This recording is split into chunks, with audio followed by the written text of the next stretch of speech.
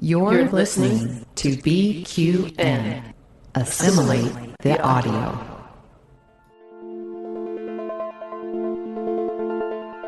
Infinite diversity.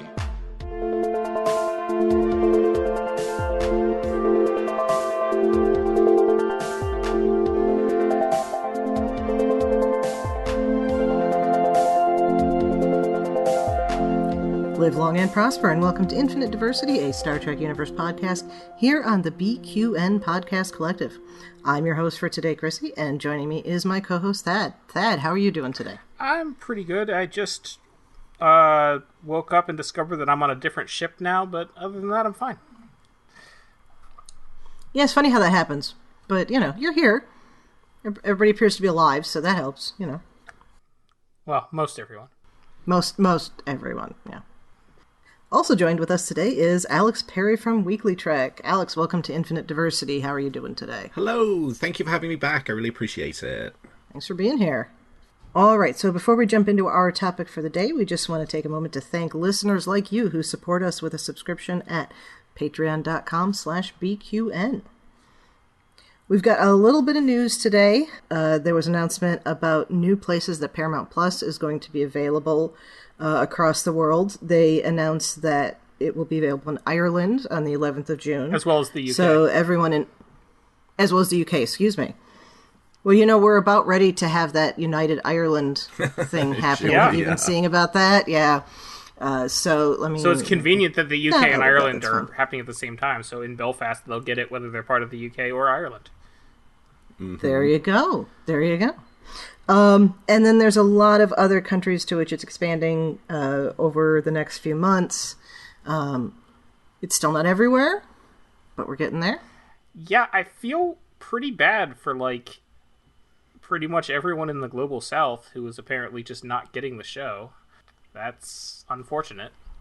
Standard operating procedure for the Global South, right? Yeah, I guess. But Netflix was available in most of those countries, so it was around before, and now it's not, and it's unfortunate. I realize CBS has to do what they need to do to grow their brand, but at the end of the day, Star Trek is no longer available in countries that it used to be. Yeah. Well, soon, hopefully. And the last bit of news, which I say for last because it's the most relevant to our topic today, is all of the list of Picard cast members that we have been told are not returning for season 3. So, listeners, if for some reason you're listening to this and you haven't seen the season finale, which since that's our main topic today, I don't know why you'd do that, but if that's the case, then pause, watch the season finale. Okay. So, let's go down the list here. Alison Pill, Girardi. Yeah, which we already knew unofficially. Yeah.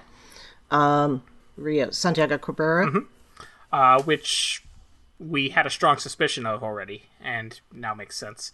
Yeah, makes perfect sense. And the one that is a bit of a surprise is that Evan Evagora, who plays Elnor, will not be returning, because that is the one character that is still with them at the end of the season.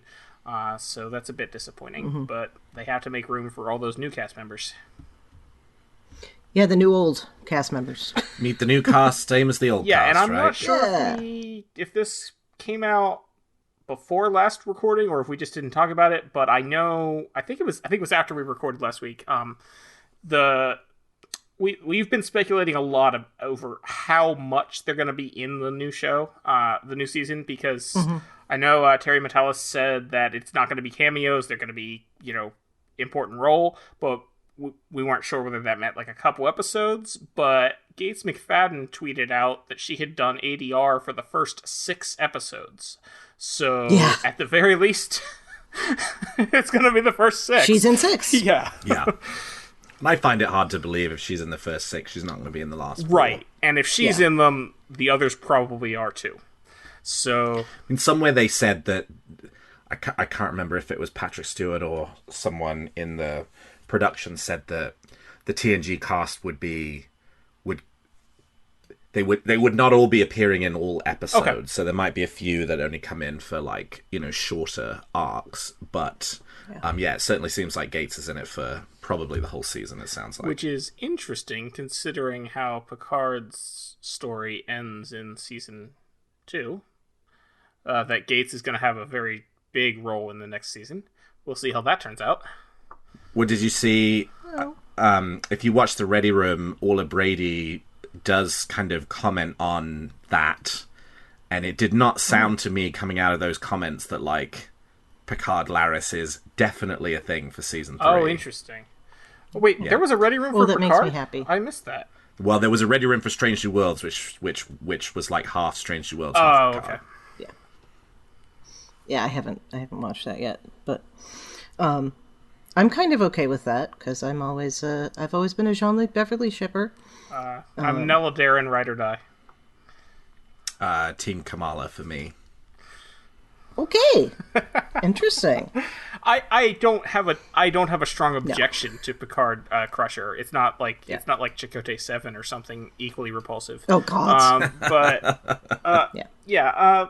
And I did like Nella Darren. Yeah, that worked. And I also like. There have been a lot of people are very strongly invested in Picard Crusher, and a lot of those people have been, shall we say, not happy with the fact that this season seems to end with Picard Laris, or Picaris, I guess would be the Polaris. Well, no, because Picard, you've got the AR together, so I think Picaris is like the best way to do that one. Okay. But anyway, that sounds like precarious, which maybe is the case. Picaris is apparently precarious. Yeah, right. But that's at the end of this episode, so I guess we should probably talk about the beginning first. Yeah. I think that's it for the cast. That we've got an absolute on not returning. You're right that Elnor not coming back is a surprise. Yeah. At least I kind of figured we'd see him as like, hey, I'm being a cadet today, and I'm out on the campus or something, and maybe not all the episodes. I think the fact that also it's interesting they didn't announce that Issa Briones is not coming back, so I guess. But she announced that she's not coming back. Oh, did she? Okay. Well, there you go. Oh, never mind. There's a logic to that, though. Well, that's a fourth one. Yeah. Like I was expecting. Because that. I mean, we saw Soji for one episode. Right. What she's doing is probably not going to be interacting with the. Well, she's the crew at all, she's going to be working with Will Wheaton on the next Star Trek series about travelers. Yeah, right. Yes. Which will also come out before Section 31. It sure will. Along with Enterprise Season 5. And literally any other possible Star Trek show you can think of will also come out before Section 31. Likely. Yeah, so we have those confirmations, but I'm gonna miss Rios. Rios is a great character. Yes. We'll talk more about that. I don't think Girardi got the exploration of her character that we could have had, but certainly it makes sense that she's not going to be back. I mean, does it though? Because I feel like, at least I certainly hope, they're setting up that transwarp thing to be part of the story for next season. If not, I'm going to be really annoyed that they set up this thing and then dropped it. And she's staying as Guardian of the Gate, so it's kind of weird that she's not in the next season, I think. Yeah, if that's what we end up seeing a story about. But when she said she wasn't in... I'll be really annoyed if they drop this, a la Conspiracy. Whoa, maybe it's the Conspiracy aliens that set up this transwarp conduit. Oh, yeah. Well, there is a possibility that even if we see the Borg Queen, that it's not Alison Pill in the suit. That's also possible, yeah. So, and if it's not, if we don't need her voice, I can see where they might just keep the mask on her. Yeah, okay, fair enough. So we'll see. I don't know. Yeah. I mean, if they want to bring Annie Wershing back, that's also fine, because she was awesome in the role. All right, well, we'll come back to that. let's jump into this. Okay, so Picard season 2 finale called Farewell. Okay, which feels like a series ender, but that's fine. I feel like, yes, this feels like a series ender, but also like the end of season 1 felt like a series ender too. So, yes, it almost feels like the sort of thing that shows do when they're worried they might get canceled, but I don't think they're actually worried about that in this case. Well, yeah, I mean, 3 was confirmed before 2 was done filming, because they started filming 3 the next day. All right, well, I guess we'll see. I think it's just they wanted to tell 3 separate stories, right? Like, you know, I mean, partially because you had the change in showrunners between 1 and 2. True. And then I think for 2 and 3, they had a story they wanted to tell for 2, and they had a story they wanted to tell for 3, and they were quite different. And so I think, you know, I think we will like the fact that once this show is over, it's basically, you know, 3 different stories across 3 different seasons that you can sort of, you know, jump in and out of as you wish to. Yeah, and I suppose that's pretty much what they did with Discovery as well, is they did 3 different stories that have an ending. Yeah. Like they would, a couple times in Discovery, they would sort of like tease the next season, like obviously the famous ending of season 1, but...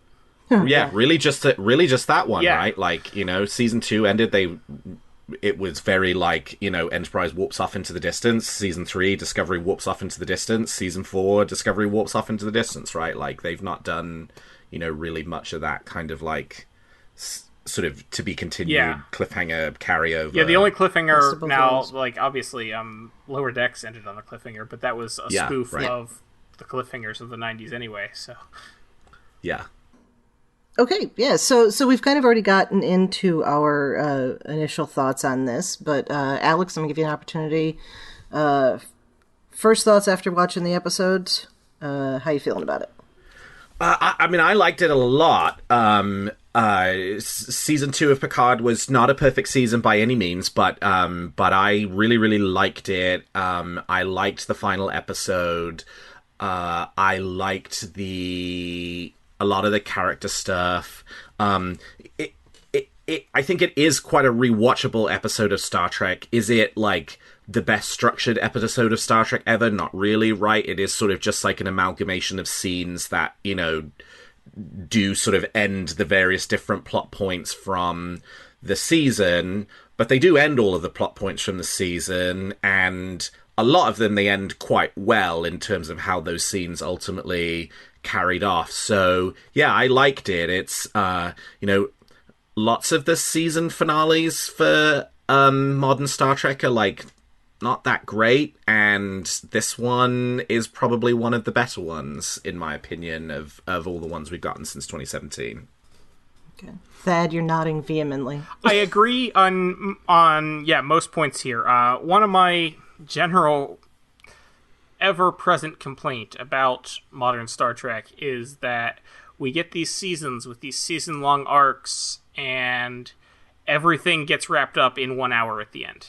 And they really feel like they have to rush to do that. And this episode suffers from that, the same as a lot of the others do, but I think it does it pretty well. I'd say almost as well as Discovery did this season, although I think Discovery's finale was a little better this year. Yeah, some of this feels like you almost could have had part of it in the previous episode. Right. That's kind of my thing on this. Yeah, they didn't have to tie all of this up in one episode. They could have done it differently. Yeah. In fact, you could have, I don't know what the timing on it, but you could have had the whole Renee storyline wrapped up last episode, you know, in episode 9. Not necessarily with what happened in last episode, but and then really focused on Q. And then you could have still had the moment with Soong, you know, where Corey is taking everything out of his computer, and our good traveler friend shows up. I'm not sure. Yeah, there's a lot of places where it feels like we could have had some more character development if we had been allowed the time. Yes. So, yeah. But it was a good episode. It got everything wrapped up in a way that I was pleasantly surprised that they were able to do that in an hour. Yeah. Like, I know last week we were asking, how are they going to do this in one episode? Yeah. And it was only 48 minutes long, too. Like, a lot of the episodes, like, I know Discovery's, which I'm going to keep calling back to, I guess, because I really liked it.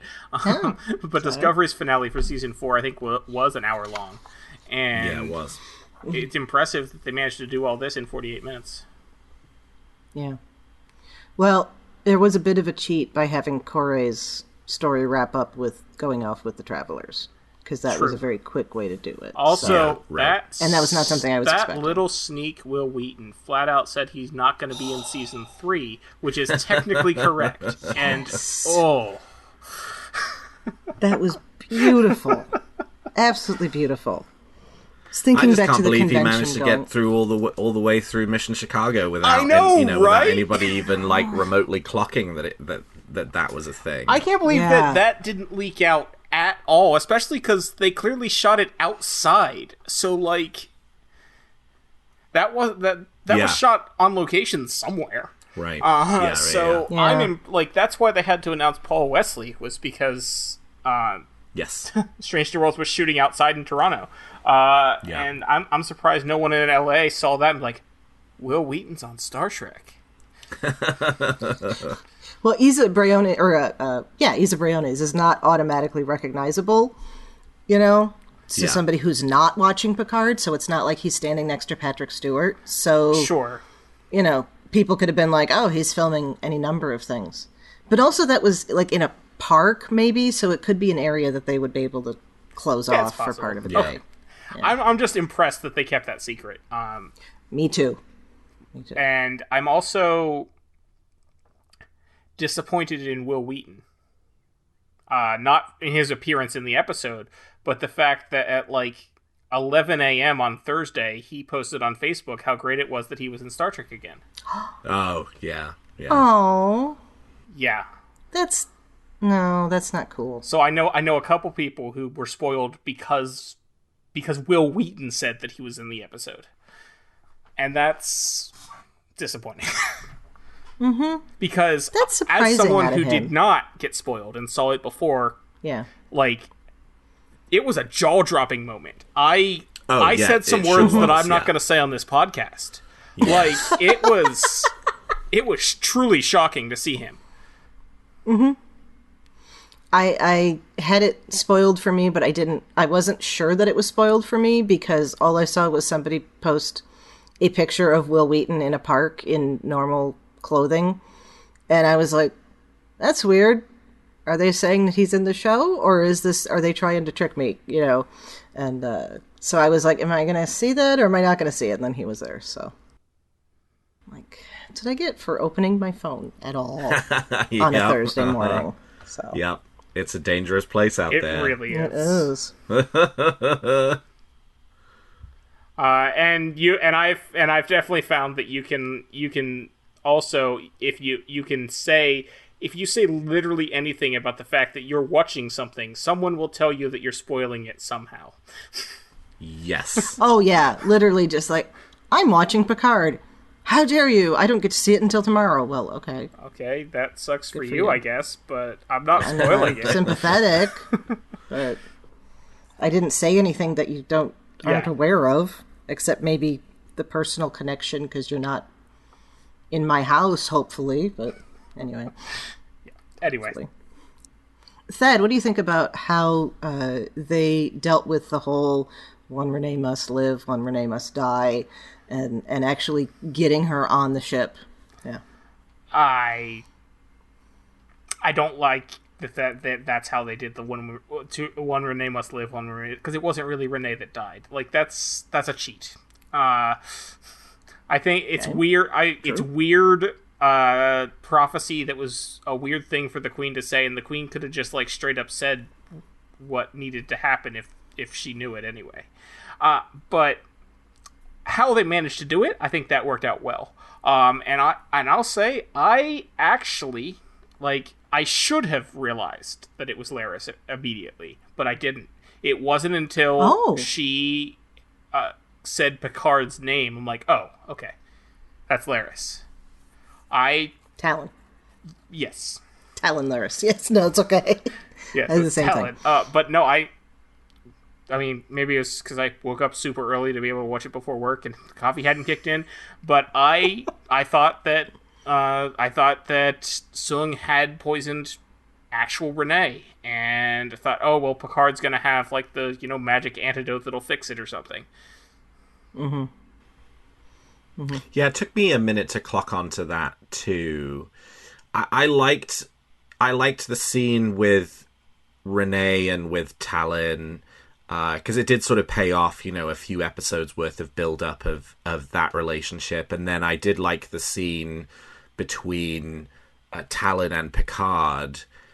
But this was my least favorite part of the episode just because it was, like, the most rushed, right? Like, just that idea that 1 minute they're standing inside the, like, whatever the crew room is, and then in episode terms, right, watching the episode, like, 2 or 3 minutes later, the rocket's blasting off. It's just, like, it's very abrupt and just, like, all right, we've got things we've got to do in the remaining...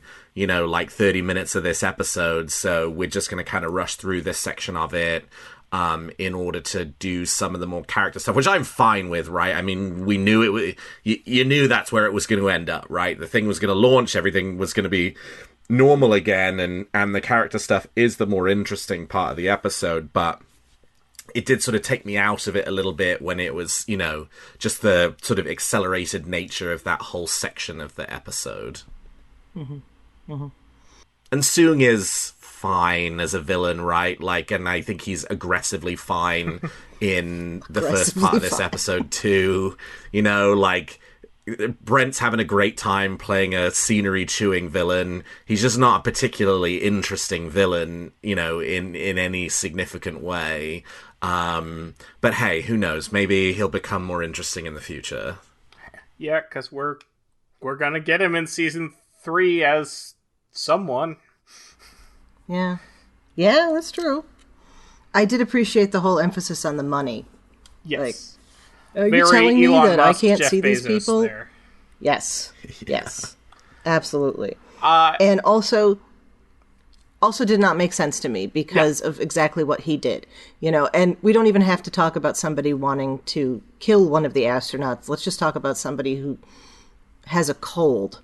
Right, no, I There's can't a reason imagine they're in quarantine. that in real life they would be like, oh, well, you gave us lots of money, so yes, we'll let you break the quarantine procedures. No, that's not how that works. It'd be like, I'm really sorry, we appreciate your generosity, but the quarantine rules are there for a reason. Like, I just don't see this actually happening in real life. Well, and he's also just not very smart, right? Like, because there clearly is a period of time after he's, like... thinks that he's killed Renee before the rocket takes off, in which he doesn't think to like clearly he just like leaves at that point and is like, all right, my mission's accomplished and I'm done here. And it's not until he's watching television at home that he realizes he's been faked out and she's actually on the rocket and everything's fine. So it just feels like, that too was a little convenient from the perspective of like, well, the villain gets, conveniently dumb at the right time in order to just let the thing happen, so that we can all move on from it and do other stuff. I'm not entirely sure that he didn't know until he saw it on TV. Just because when he's got it on the TV, isn't the room trashed already? Well, the room was trashed because, because they were in there. Because, Rios and Rafi and Seven were there to destroy the probes. True. Okay. Yeah. Speaking of them, wasn't that fun to have like a James Bond style defuse the bomb at the last moment? Why didn't they just blow it up? Because they would have blown themselves up and all of the people in his neighborhood. Okay, like... and the people on the beach that we saw. I guess...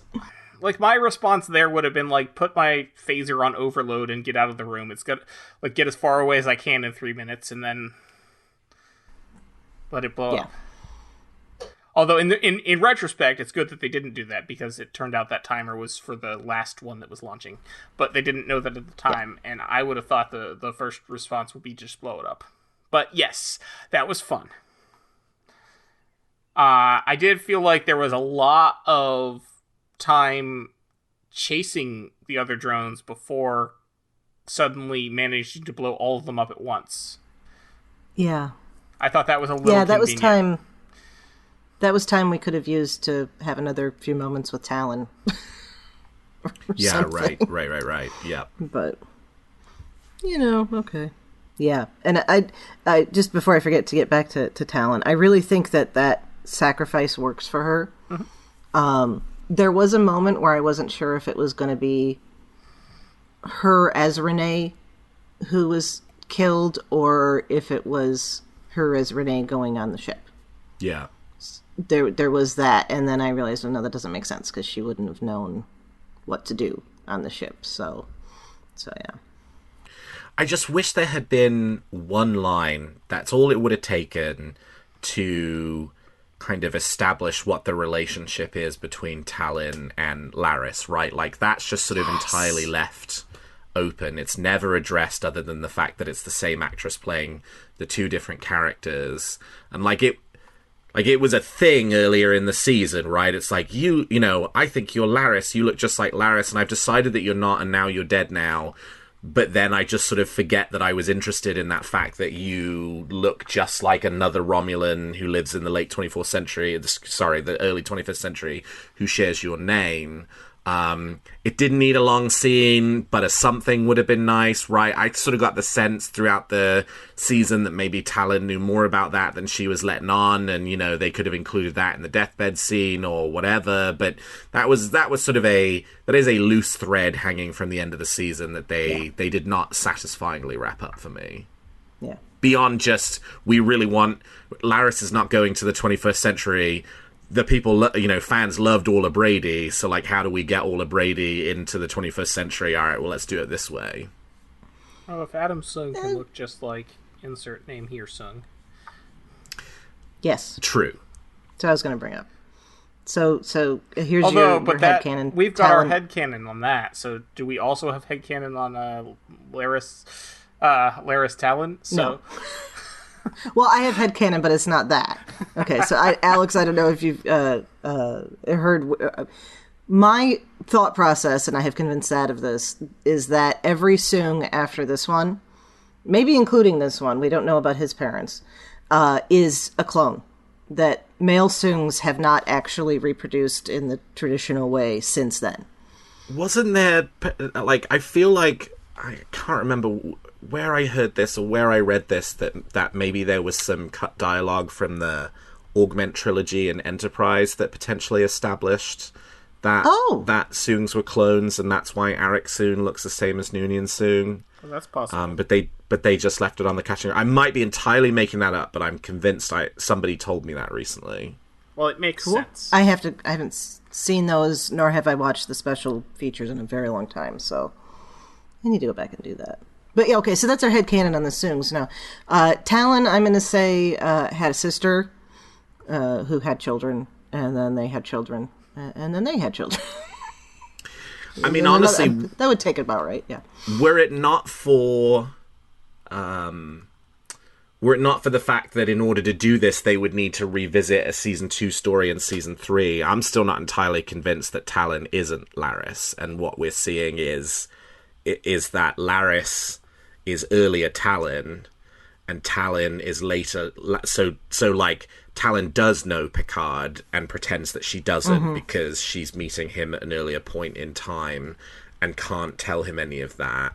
And that at some point, in the future, beyond what we've seen in the 25th century and Farewell, Talon gets recruited by the Laris gets recruited by the Travelers and becomes Talon and has this, sort of mission from that point forward. Yeah. Well, if there's not... If Orla Braley was hinting that there's not a Picard-Laris relationship, then maybe that's why. Yeah, right, potentially. Oh. If that thing about Arik Soong is true, which it's possible, but it's not mentioned on his memory alpha page. Okay. Okay. Yeah. Again, I have no idea where I potentially heard that from. You heard it here. You heard it from us. Right. All right. So one other bit about the launch. This helps Picard reconcile the whole guilt issue. Mm-hmm. I really feel like this is one of the steps toward him absolving himself, because he has that whole back and forth with Talon, and Talon saying, "You can't. I am my own person. You're not ordering me to my death. I'm adding that. You're not. You don't need to save me." And that really made me think about how many people Picard might feel as though he has on his conscience in terms of deaths. Not like his mother, but in a position as a captain and a commanding officer and all of that, and how that affects how he deals with people in those types of situations. Because there he is, he's talking to her like she's, some lieutenant who's volunteered to go on the dangerous mission, and he can tell her no. What she's not. She's her own entity. She's not part of Starfleet. He has no authority over her whatsoever. So I thought that was very interesting. Yeah. In the context. Yes, very much so. But yes, it does help absolve Picard of the guilt, which was apparently what this whole season was about. Apparently, yeah. Because I guess tapestry wasn't enough to teach him the lesson from Q's mind. But we'll come back to that.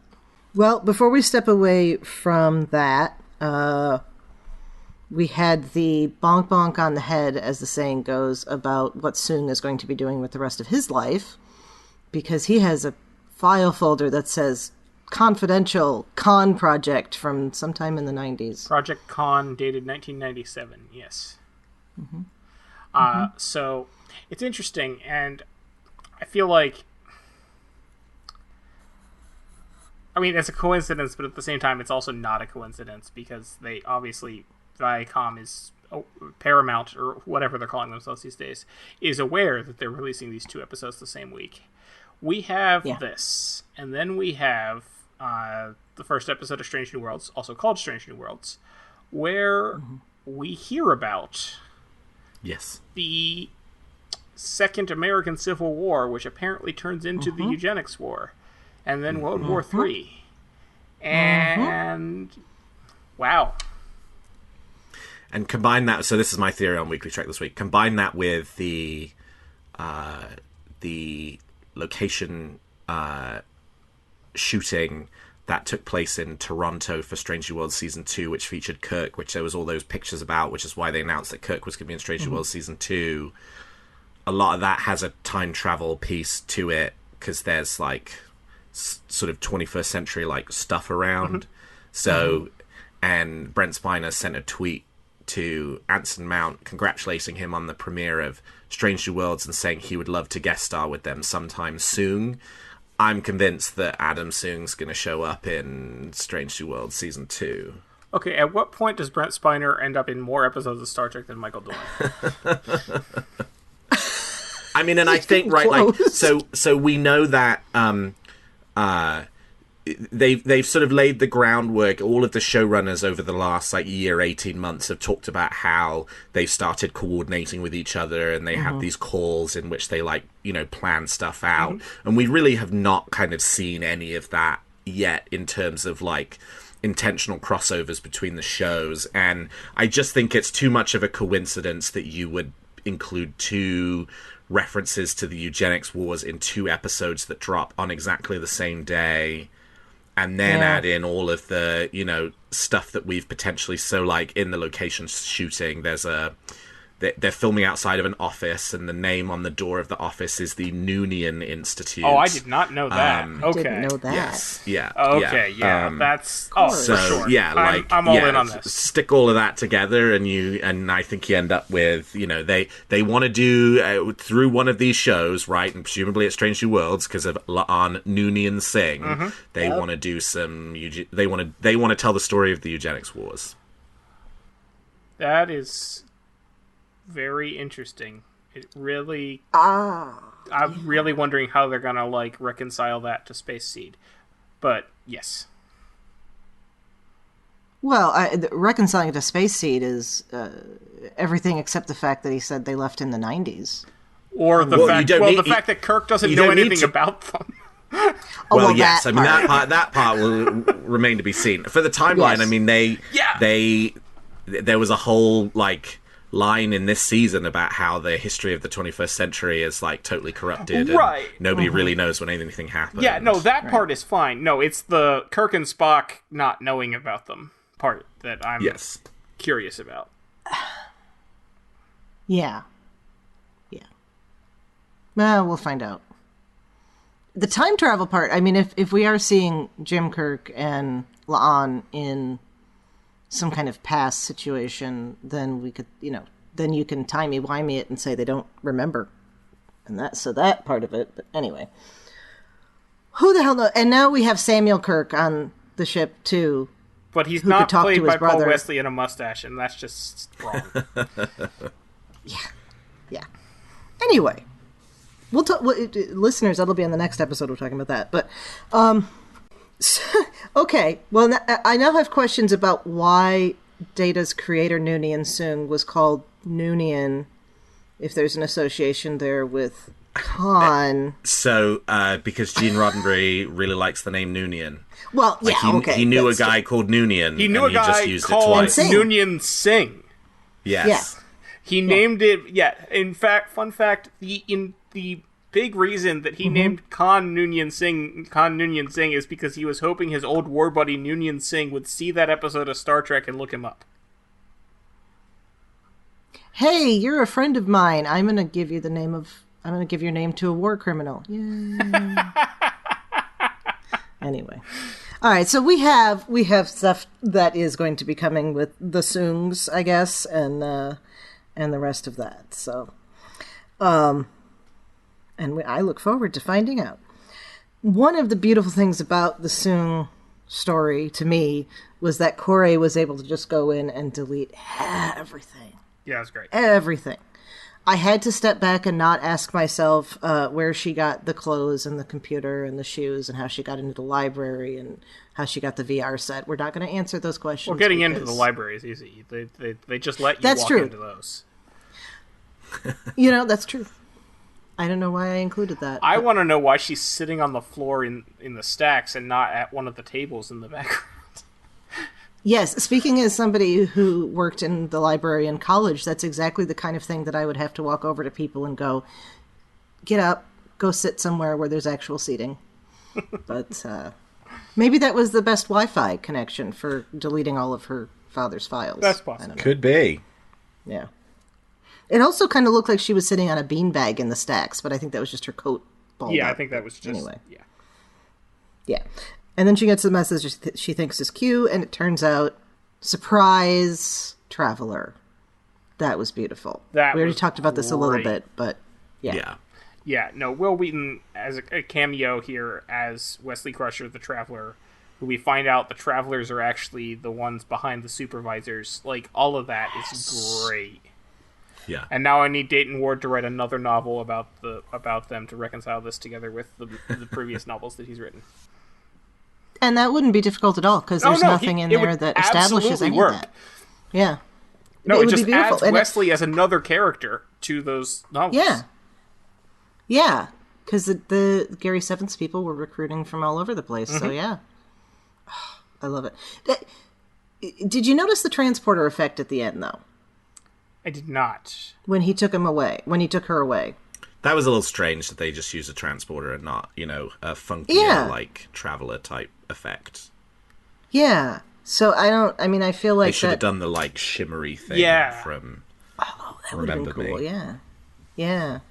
But I don't know, it just felt too much like a Starfleet transporter, and I'm like, what is that? Of course, then again, the first time we meet the Traveler, he's using a Starfleet vessel to do what he needs to do, so who's to say that Wesley hasn't, got a Starfleet vessel that is, sitting in orbit cloaked or something. I really liked that we know that Wesley is in a good place in his life. And I like that also allowed Will Wheaton to tell us in the blog and in the on the Ready Room that he's in a good place in his life, which I think we all knew from stuff that he's written. But yeah, it was good to know.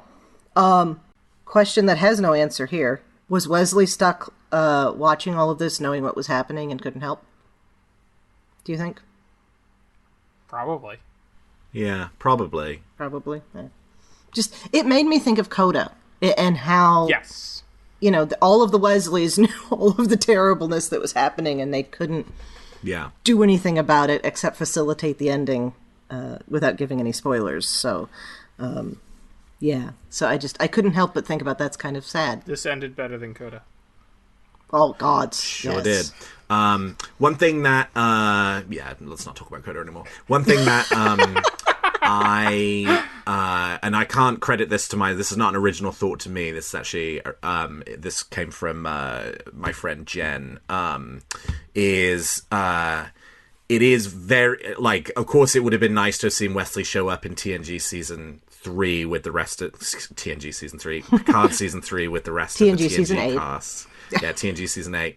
But in some ways it is very appropriate that Will Wheaton, who has talked about, sort of being a survivor of childhood trauma and been very public and open about that, shows up in the season that's about surviving childhood trauma and overcoming that. So it was sort of a very kind of, appropriate appearance for him. Like, if he was going to show up somewhere in Picard, this felt like the right place from the perspective of his kind of activism that he has done, in the intervening years since TNG.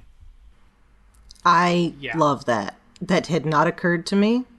And of course, he's rescuing the person who had the most.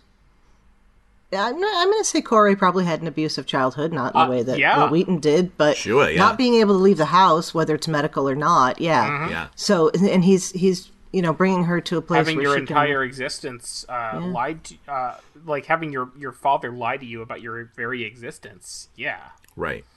Yeah, that is. I don't know why I didn't immediately go there, but no, I love that. Props to Jen for making those connections. Mm-hmm. That's great. Yeah. Yeah, she's much smarter than I am. Everyone's smart in their own ways, I always said. There's people that can do a great deal more math than I can, and I have been told by some of them that they don't understand how I can know history the way I do. So everybody has their own talents, as it were, or talents. So that was fun. And then we have, really, everything has to come back together to where we had begun, which is Q. And in a literal sense, it is coming back to where we began, because we began with Q. And I know I've said it before, but I'll say it again, probably the last time now, unless he comes back for some reason. Whichever executive it was at Paramount that told Roddenberry, hey, we want a movie-length pilot.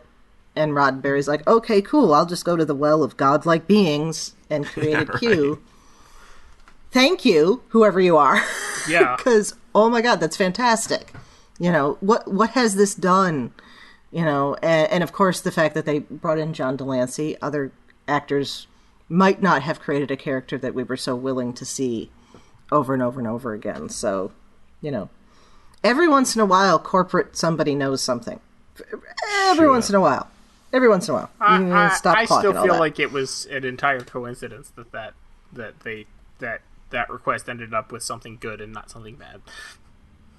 Yes. Oh, I agree. But the suggestion prompted it, Yeah. So it was, yeah. Anyway. All right. So I have a lot of unanswered questions about this.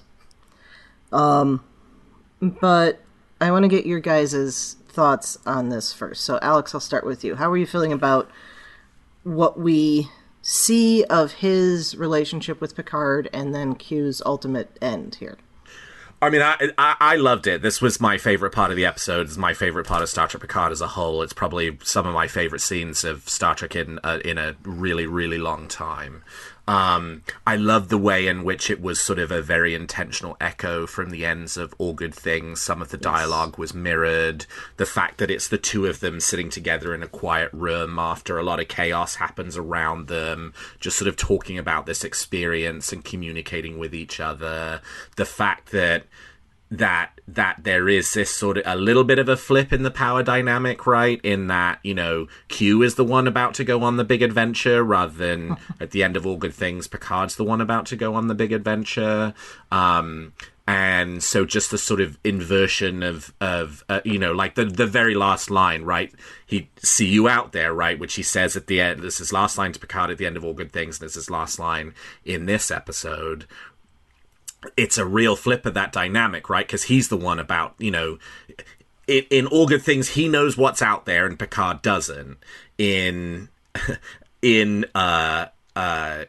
Farewell, Picard knows what's out there. He's already died. Q doesn't know what's out there yet. And so it's just extremely profound, and it's so well acted. I mean, John Delancey does such a good job. I mean, and that whole core distillation of like, why me? You know, why not you, right? Like, it's because you matter to me, right? And he does sort of imply that there's no sort of galactic level stakes to it, but I question that, and we can come back to that in a second. We'll see. For me, it really depends if season 3 picks up the transwarp conduit piece or not. But just taking it at face value around, I did this because I care about you, and I'm about to die alone, and I don't want you to do that. It's just it's incredibly profound and wonderful, and also very Q, right? Like, from the perspective of he's never been a character who just goes up to another character and says, hey, I think you should fix this about yourself, right? Like, you know, at Tapestry, which you already mentioned, Chrissy, right? Obviously the big one. But Cupid, right? Another one where he just puts everybody through this, like, ridiculous exercise, all to prove a point, which was eminently provable in so many more simpler ways, but because that's just who he is, and that's the way that he chooses to express that kind of, you know, teachable and learning moments. I think there's more going on here. I think that to bring back the TNG crew for season 3, there will need to be a galactic level threat.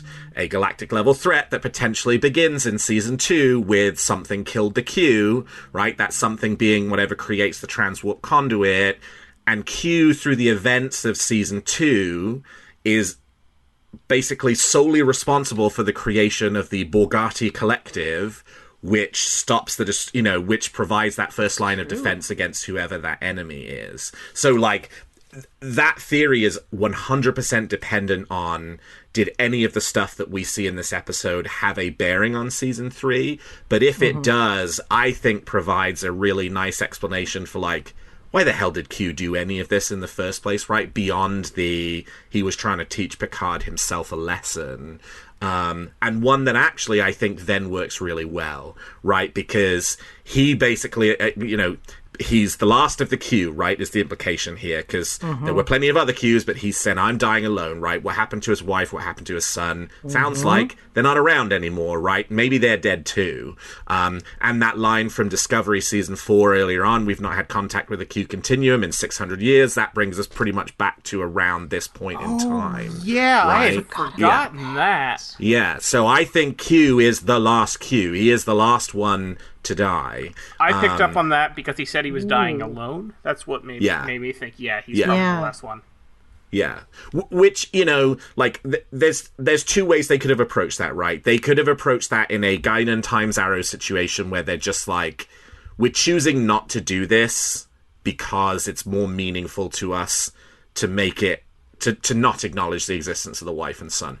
Or they did it intentionally and potentially that's part of the reason why. But I loved these scenes. They instantly elevated the episode significantly for me.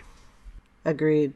Because one of my unanswered questions was, where's Susie Plex and Q and Little Q? Now, the fact that Keegan Delancey didn't show up, I talked about this on the show at the beginning. He's a diplomat now, so he's not somebody they could even pull in for like a cameo or something. So but to not even have any mention of them. But now, see, I've been feeling like they just ignored Voyager, but now I'm wondering if the resolution of that civil war was insufficient. Or did Baby Q, Keegan Delancey Q, introduce some kind of something fatal to all of them? Not intentionally necessarily, but like a virus or something, you know?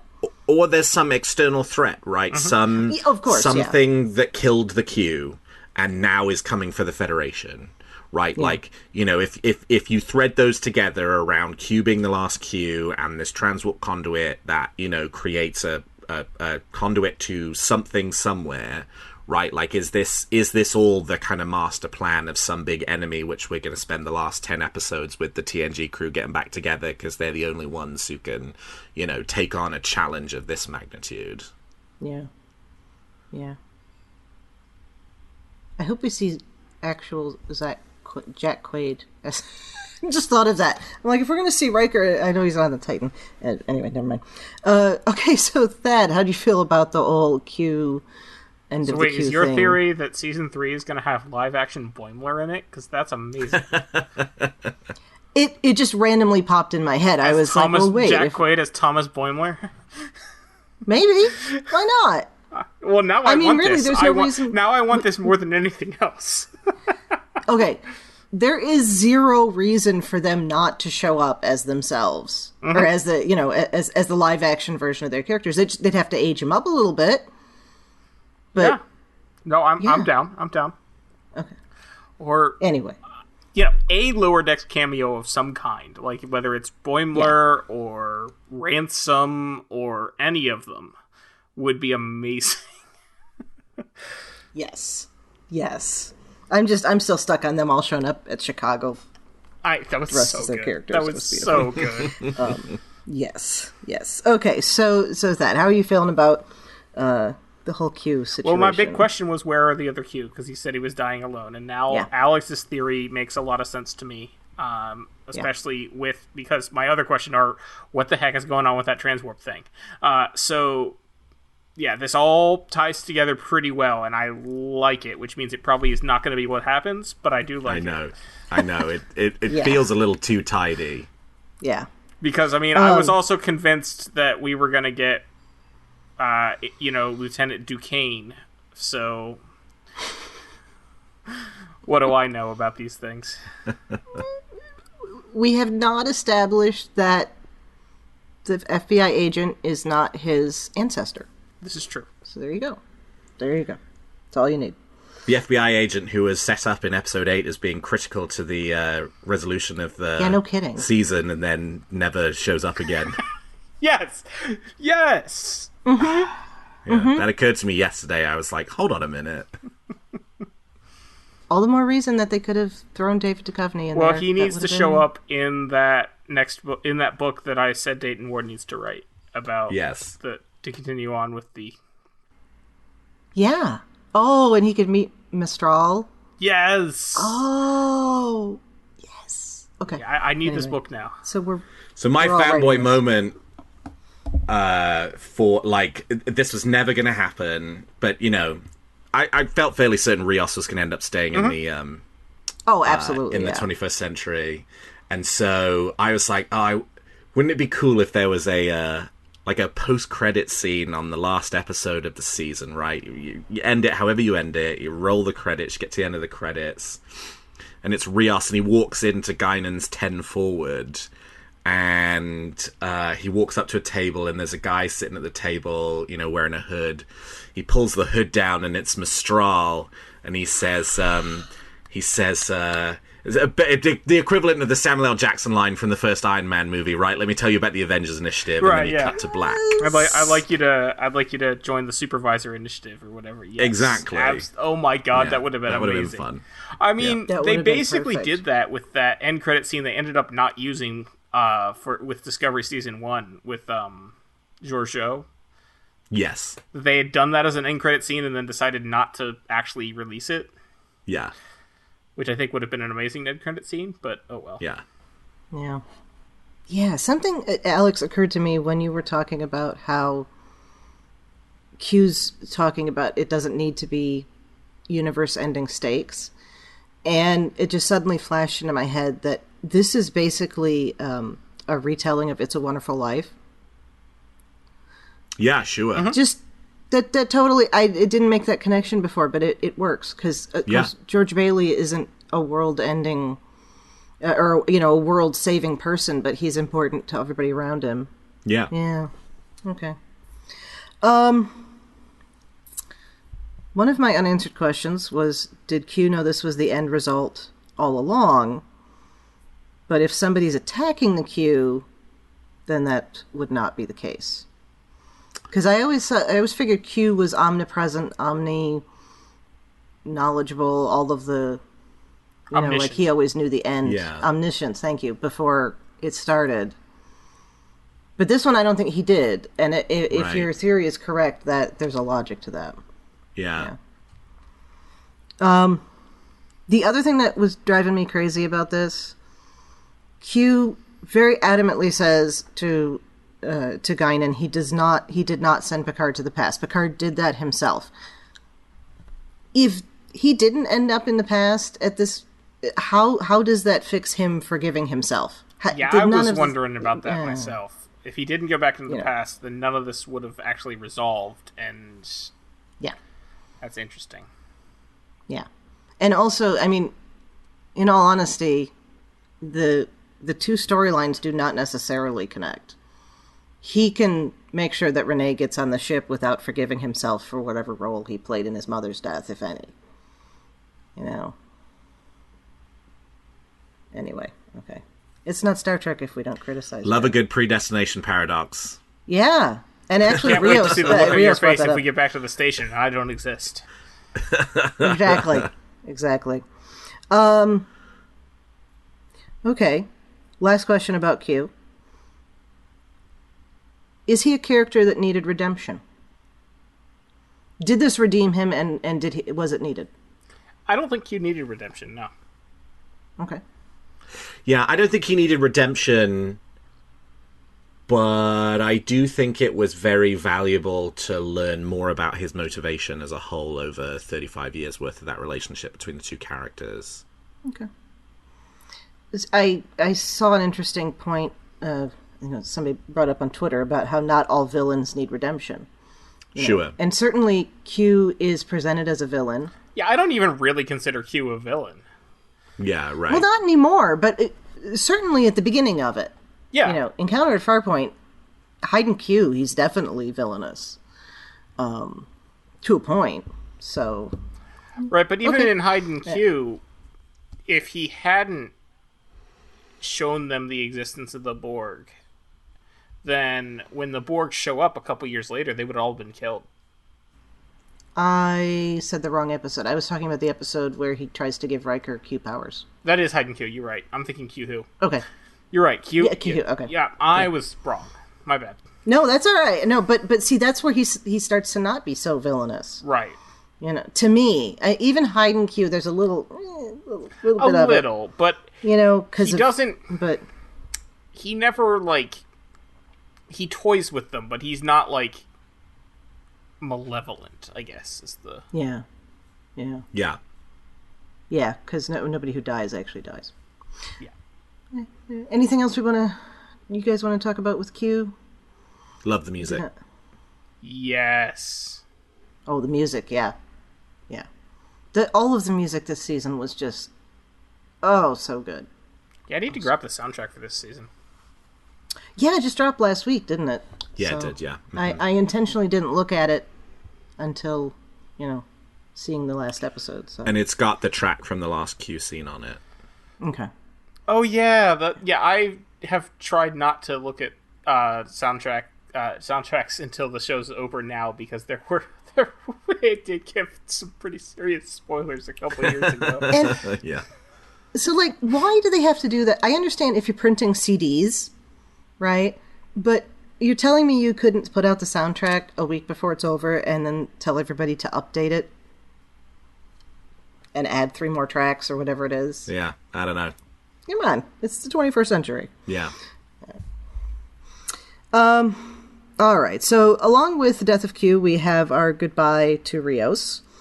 I don't know about you guys. I went back and forth. Is he going to stay? Is she going to go? Yes. In the end, it made more sense for him to stay. Yes.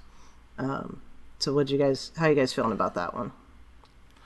I liked it. I mean, I was very conflicted about it throughout the season. It was fairly obvious that was the direction that it was going in. I did, part of me wanted her and the son to come to the 25th century, but that would have been too on the nose for a Voyage Home Redux if that had been how they had handled it.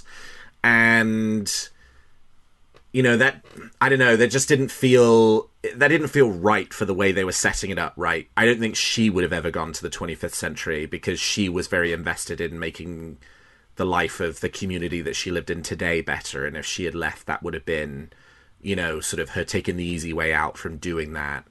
Does mean he set himself up to live through World War III, which was, so that is definitely, he was very much in love. Yeah. But hey, if you know it's coming, you can figure out, find a nice quiet corner of Montana to live for a couple of years and ride it out, which is what I imagine they did.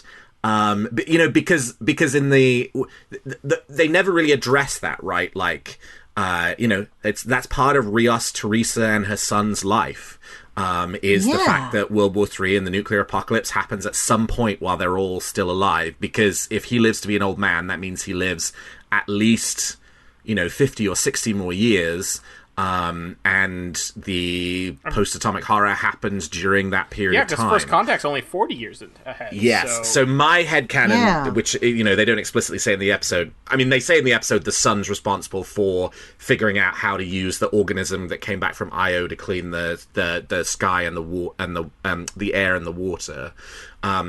In my mind... that takes place after World War III. Right. That he is absolutely. Part of the group of, humans, including Zefram Cochrane, who helped to rebuild the sort of, more utopian human society that comes out of, First Contact my assumption. And all of that. Also, just timing-wise, that kid's 10, 11 now. He's 10, right, yeah. So if he did it when he was 60, that's 50 years later. Right, which would be 2070 something. Because there's no way that kid would do it before the World War III, because that's even if they up. slide it back in the timeline slightly, it's still maybe 20 years away at most. At most, but it's not even that. Right.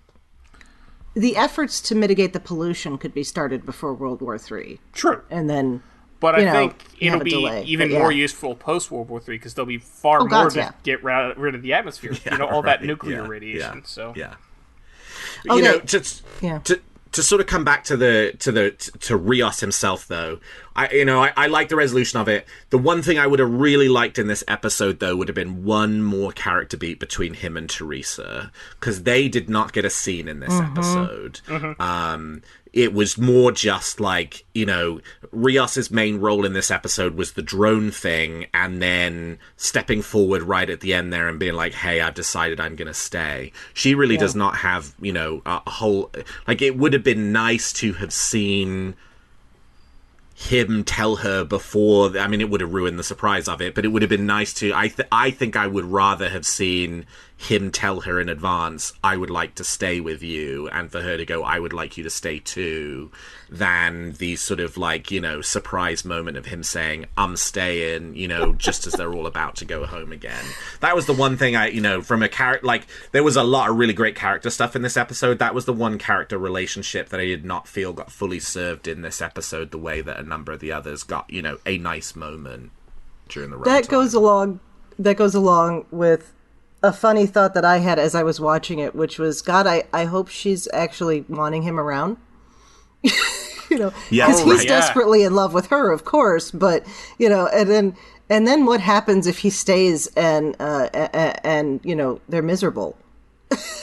Something like that. Yeah. Fortunately, we find out that was not the case. But, right. Yeah. And that's just me being, pessimistic or whatever, but... Sure. I did have that flash of that could turn into a ridiculous Star Trek sitcom, of him having been booted out of her house and then having to go find someone to live with, and ending up in Montana with Zefram Cochrane because he knows from his history that that's where he is. Anyway, okay. Yeah. It would have been the odd couple, but with... Okay. I have also retconned now, in the background in Star Trek First Contact, Rios is definitely there watching what's going on and going, oh, Picard never told me he did this. Oh, yeah, I like that. I like that idea, yeah. Definitely. Totally. He's definitely back there in the woods Yeah. somewhere watching it. Oh, that should have been the freaking after That credit should have been the scene. end credit scene. Oh, the post-credit, yeah. Yeah, Rios so right before, as they turn around to leave, Rios walks up like, the hell, man? No, what it should be is... No. They're in the bar. Uh-huh.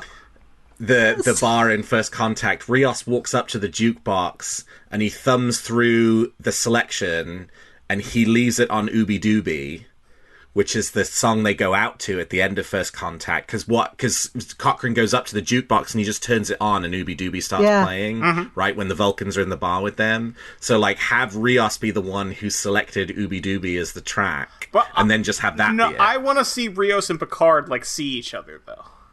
But Picard doesn't know who he is at that point in time. Yeah, that would mean nothing to That's Picard. true. Oh, duh. Yeah, it's too early in Picard's timeline. Yeah, okay. Rios That's knows why I Picard, say but he would Picard just does be- not know Rios. Yes. Yeah. Oh my god, I need this. Yeah. There, somebody do that. Somebody and tack write it on this the fanfic. Blu-ray. Yeah, right. Yeah. It didn't even occur to me. I did kind of click that he would be living through World War III, but it didn't occur to me, of course, he's there for First Contact. Yeah. And, that's so cool. Because how old do you say he is now? He's in his 40s, maybe? Yeah. Yeah. Maybe early Yeah. 50s. So there's no reason he wouldn't. Yeah. The other really interesting thing is, which the Trek crew caught in the Stargazer, when on the La Serena, Seven is transporting medical supplies. Oh, yes! And some of the medical supplies have Mariposa labels on them, which implies it has butterfly stickers on it, which implies that the organization that Rios and Teresa created in the 21st century still exists in the early 25th century. Which is great. Or at least I like existed that. for a period of time, because the medical supplies she has, there's some with like Enterprise era labeling on them, so they clearly come from like quite a wide period of history. Still, though, that's awesome. Yeah, I love that. I really Alright. want a Cristobal Rios in the 21st Century series, though. yeah. That's why I make it the event, right? Bring back Mistral, Rios. Rain Robinson shows up for a couple of episodes. Yeah, that'd be fun. Even just a miniseries. Yeah. Give us a six episode run like Obi-Wan, Yep. and end it in Montana for First Contact Day. Love it. Well, maybe that's what they'll do after we see the Eugenics Wars in Season 2 of Strange New Worlds. Then they'll announce the Rios show, which will also come before Section 31. Oh, absolutely, yeah.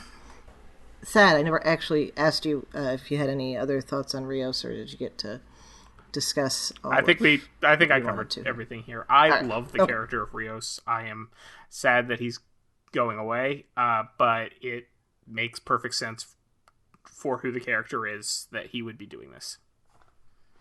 Yeah, for sure.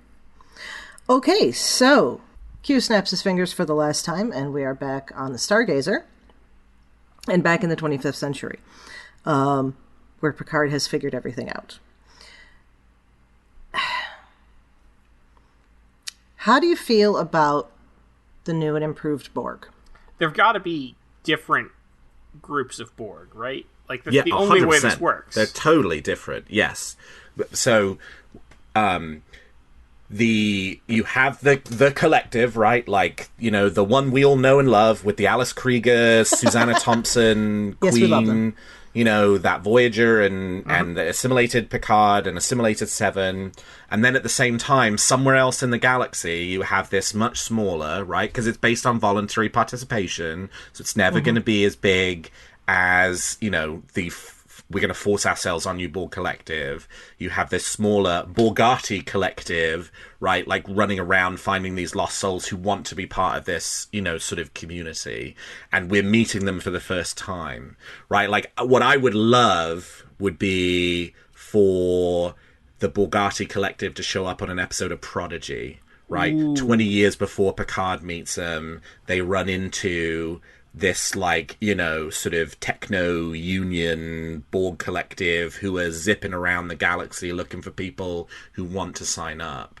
But yeah, I think when Jurati and Annie Wershing Queen leave together, they then have 480 years worth of adventures that are totally separate from the actual Borg collective and what's happening there. And this is something different.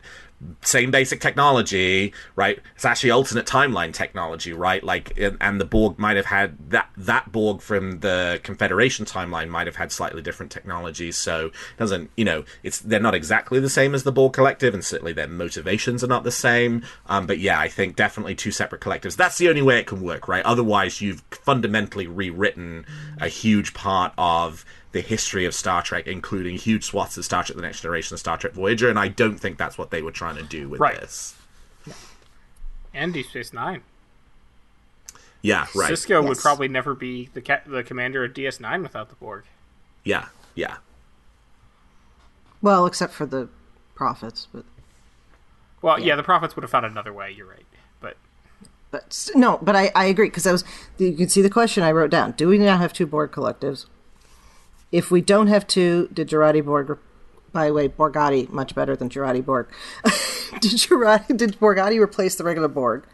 And then what about everything they affected in the last 4 centuries? And just if you take Locutus and Seven and the death of Jennifer Sisko, that's massive. Fundamental to the whole franchise. Yeah. Right? Like... Yeah.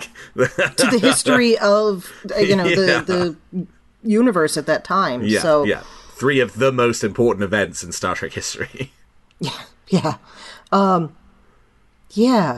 you've clarified that for me with good headcanon there, because my other question is, if they ever met, the good old fashioned will take you over Borg are going to just run over them.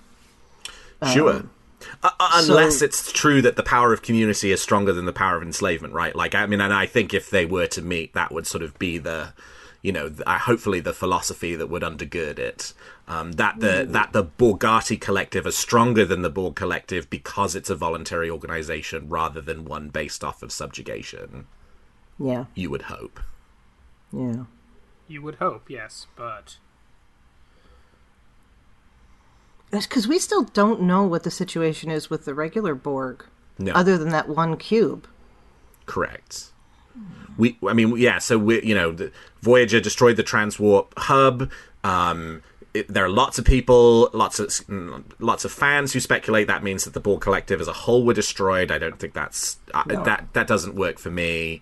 The existence of the artifact in season 1 implies that that's not the case, that there's still Borg out there. But yeah, the exact status of the Borg Collective that we know, is currently still a bit of a mystery following the events of Voyager. Whether it's a mystery to people like Janeway and Picard and the Federation is unknown, but it's certainly a mystery to us as fans. Well, maybe this is how... So, we're tying in Strange New Worlds with the Eugenics Wars. Maybe we'll get the Borgatti in Season 5 of Discovery. Yeah, possibly. That would be interesting. And Alison Pill certainly did not say she wasn't ever going to be on Trek again. That's true. Somebody had mentioned, and this is the fun of social media, because you're scrolling through this stuff and then you never remember where you hear or read things, but this situation has set up an absolutely wonderful potential for a spin-off show with Jerry Ryan as the captain. Yes. That'd be great. I'd love that. And I'd love it to show up in season 3 as a captain. But not only that, she's the perfect one to go deal with whatever's going on with this transwarp conduit. So even if Picard season 3 doesn't deal with it, maybe, we're going to have that other... Hell, you could even have it with Captain Worf. You could have her as Captain Worf's first officer. I know she got a captain promotion, but, Yeah. Yeah, well, it's a field commission, though, so it's not necessarily... Yeah. It's not permanent until Starfleet says it is. Yeah. I'm putting that out there. I can't remember who said it, so credit to whoever said it. It's not mine, but... I mean, I want every possible spin-off of Star Trek that anyone ever suggests. So, Yes. and I mean, Yes. if we can have 5 shows at one time, like, what's to stop us from having 20? That's a spirit, Thad. Yeah, I don't know. How many NCIS and CSIs are there at any given time? There is only Yeah, one right. CSI now, actually. Well, and now. it's the reboot of the original CSI, actually. They rebooted that? When I heard, No, not I never rebooted, watched it, so I but just assumed yes. it continued so, all like, this time. all of yeah. CSI, all the CSI, or CSI, or whatever, ended... The attorneys general, yeah. Okay. Yes, ended a few years ago. But last year they brought back the original They brought it back as CSI Las Vegas, because the original CSI was just called CSI, but it was in Las Vegas, and they brought it back. It was a limited series with several of the original cast. I don't know if they're continuing it after that, but yeah, they did bring it back. In the same year, we got the return of the original CSI and the return of the original Law and Order, because television cannot think of anything new. Yeah, right. But I think there's only 2 NCIS shows on at the moment. Okay. I think, because New Orleans ended, right? Because have I only no know that idea. because Scott Bakula. There were articles about Scott Bakula when that happened. Well, good, then he's free. No, he's So- signed on for another show that's not Star Trek. I forget Have what the it Romulan is. War.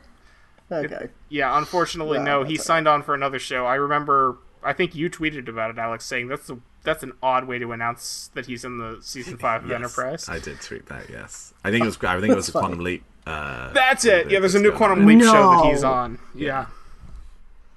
Okay, well then he has to, we have to have him back at some point. You know, there's no reason he couldn't show up on Strange New Worlds. I mean, he'd be like 130 or 120, but whatever, Yeah. you know? Yeah. Anyway. Or if they're going back in time to the Eugenics Wars, they could just go back in time 100 years. Totally. Yeah. And I have been saying this whole time, if we ever do get that Section 31 show that's going to come after all the other shows, they never said what time period it was going to be set in. No, they didn't. And they never said what time period they sent the Guardian of Forever sent Georgiou back to. So it could very well be post-Enterprise. Yeah, could be easily. Especially because we already have Section 31 established on Enterprise. Yeah. Yeah.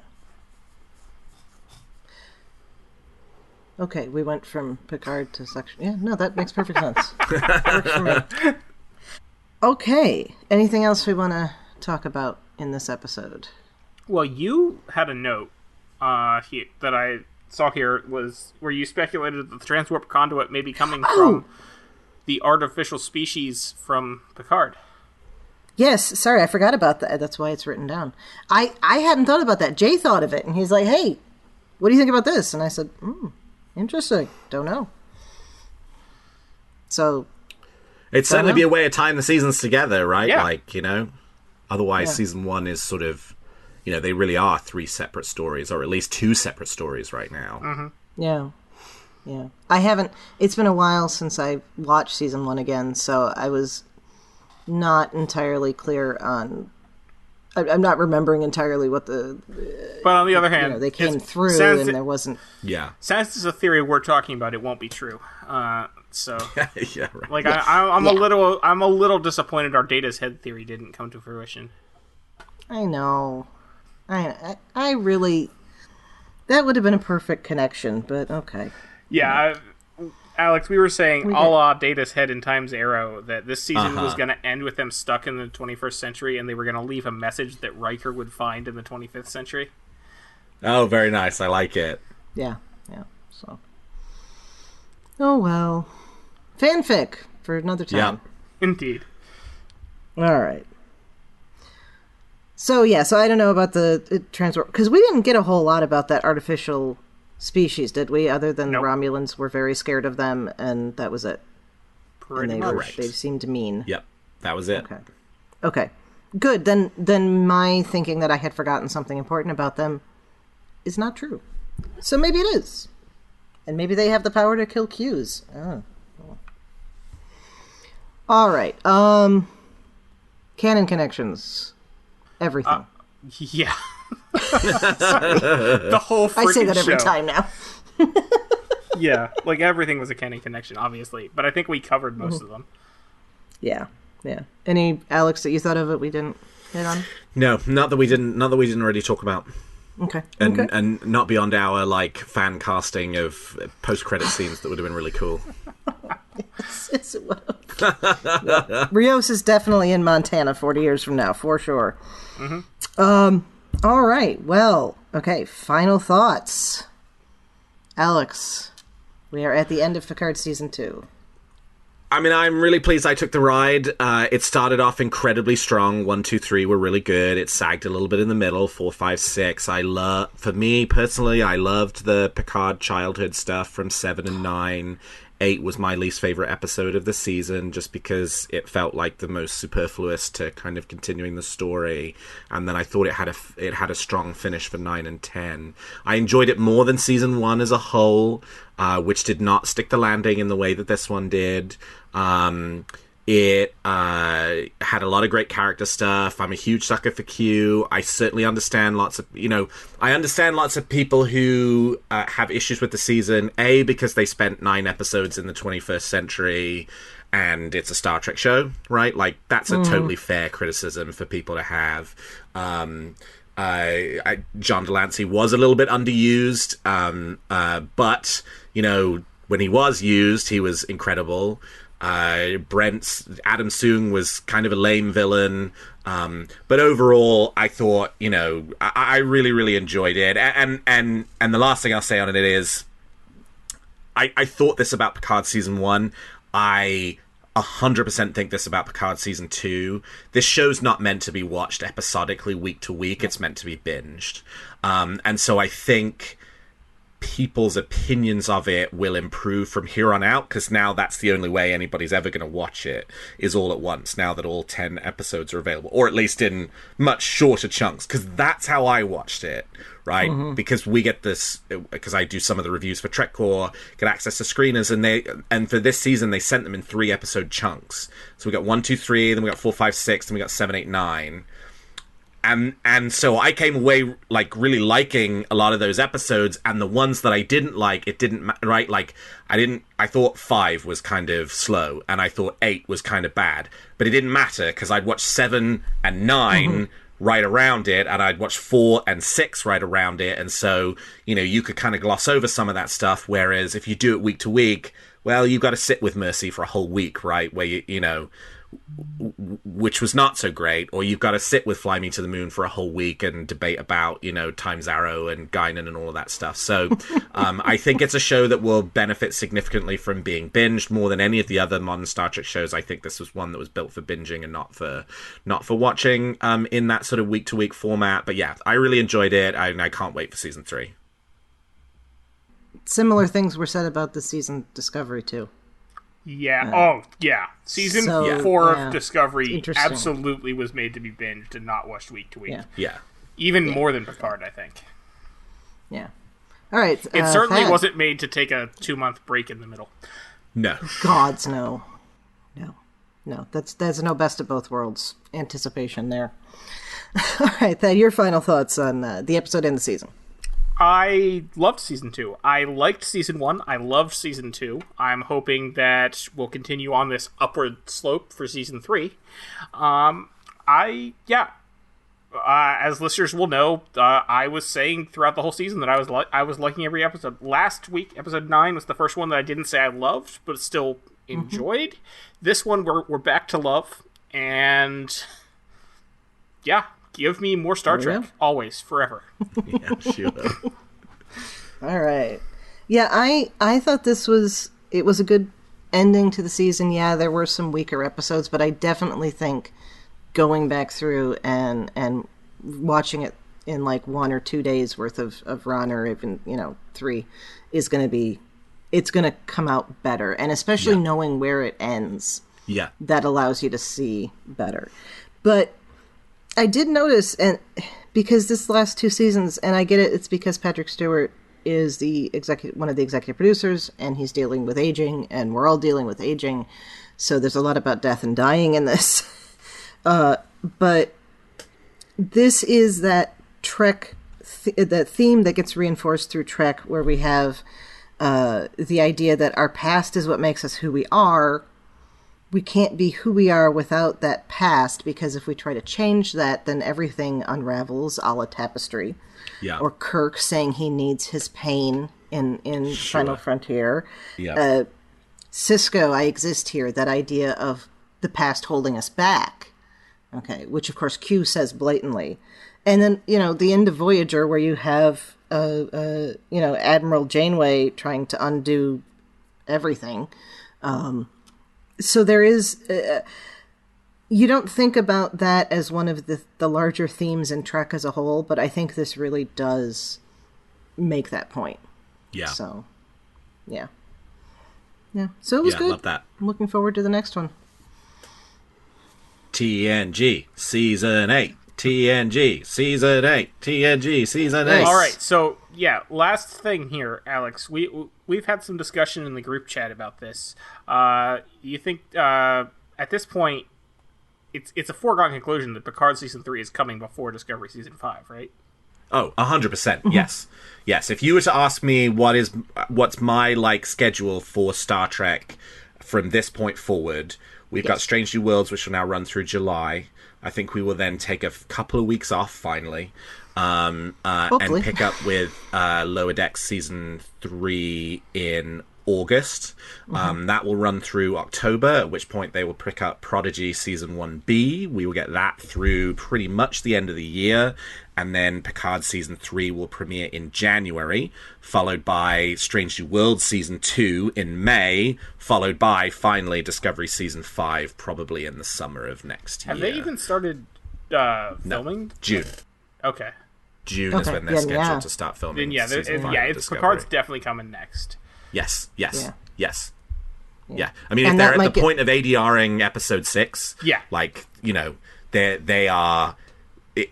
that show is going to be done this fall. Mm-hmm. It's just a question of whether they, want to preempt Prodigy or run it concurrent with Prodigy, and I don't see any reason for them to do that. They were going to do that this year and ultimately decided not to and forced Discovery onto a break. So I think they've kind of made the decision now that no, Prodigy will stand by itself. Well, I think they weren't 100% sure that the adult fans were going to want to watch Prodigy. Correct, yes. And I think they've now decided realized, that is the case. Yeah, no, the adult fans are going to watch Prodigy. It's the same reason why I had to buy this shirt online, because they didn't sell Murph t-shirts at Mission Chicago. Yeah. So cross-scheduling is not, it's not necessary now. I think I would say very late this year, very early next year for Season 3 of Picard. And after Strange New Worlds Season 2, it will be the next live-action Star Trek that we get. Yeah. Cool. So, Alex, thank you so much for joining us for this discussion of the last episode of the season of Picard. Where can listeners find you online? And is there any upcoming work you'd like to mention, or current work? Folks can find me on Twitter. I'm at Alexander T. Perry. I also have a weekly Star Trek news podcast called Weekly Trek, which you can find at Weekly Trek. And you can also find me, I'm a contributor to TrekCore.com, and frequently have articles, interviews, reviews, etc. over there. So there's plenty of places people can find my work if they're interested in following it further. All right. Okay, then. Thad, where can people find you when you're not trying to figure out how best to survive through World War III? Best place to find me is on Twitter at Tyrannicus. That's Tyranicus. You can also hear me on the other podcast I do with my friend Carl called License to Spiel. That's license with a C, like the British way, where we talk about the James Bond films. Chrissy, where can people find you when you're not guarding a transwarp gate against incursion? Yes, well, in addition to here on Infinite Diversity, you can find me on History with the Zalakis here on BQN, and that is a twice-weekly short history podcast that I do with my fellow historian partner Jason. I'm also happy to chat about our shows in the BQN Collective on Facebook, and I'm on Twitter at The Goddess Livia, that's TheGoddessLivia, where I tweet about Star Trek history and leftist politics. So, listeners, once you're done listening to this, don't forget about all the other great shows we have on BQN. I already mentioned, of course, History with the Zalagis, but there's also Galaxy Class and All Good Things. If you're into Trek, obviously you're into Trek because you're listening to this, if you want to have more Trek. And then Mickey's Marvels, handling all of the Disney properties, so we got some good Star Wars stuff coming up. And then new to BQN, but an existing podcast that's been around for a while, Union Federation podcast, which our own Amy Nelson is on, and that talks Trek and Orville. And I was just on that this week talking about Picard and Strange New Worlds, so you can hear me there, too, saying some of the exact same things.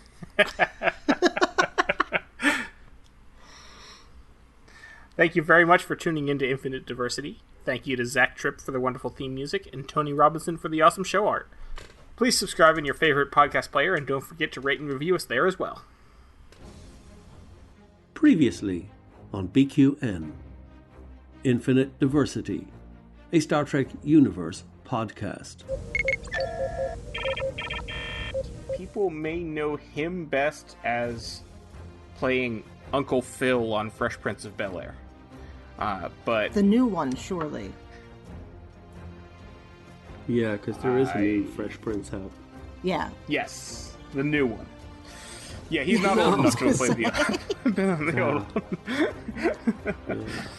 one. So people may not know him best unless you've seen the new Fresh Prince of Bel-Air, which I am just now finding out there was a new Fresh And I haven't watched it. I'm just reading this article that says Will Smith will just come in and slap your head off. Oh boy. I think just not seeing it is okay. We're not making any Okay. negative comments about it. Galaxy Class, a Star Trek The Next Generation podcast. Okay, well, we've agreed to keep it deleted and resign it to the infinite depths of nothingness, where all our deleted scenes go. No, the infinite depths of where, like, all of the bad guys fall in engineering near the warp core. It's always, the bottomless pit. So annoying. Oh yeah, like there's 100 decks Yeah. to fall through, yeah, because warp cores are infinite. All Good Things, a Star Trek Universe podcast. It must have been fun for you too, because there's mathematics involved. Yeah, I was in high school, so I wasn't as smart as I am now. I was just like, let's do this. I had fun painting. You weren't all about the math from like kindergarten? Yeah, no. Oh, okay. You will find these and more of your favorite podcasts on BQN.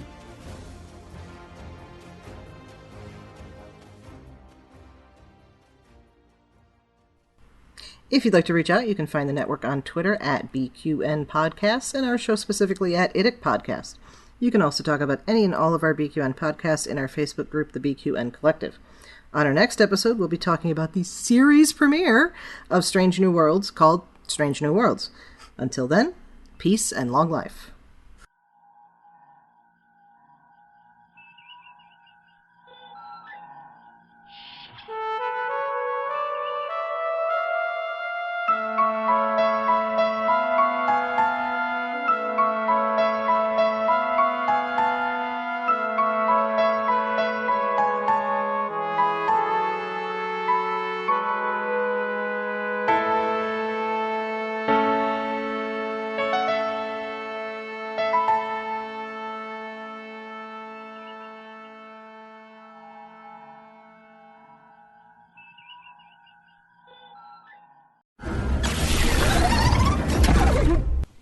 Yeah.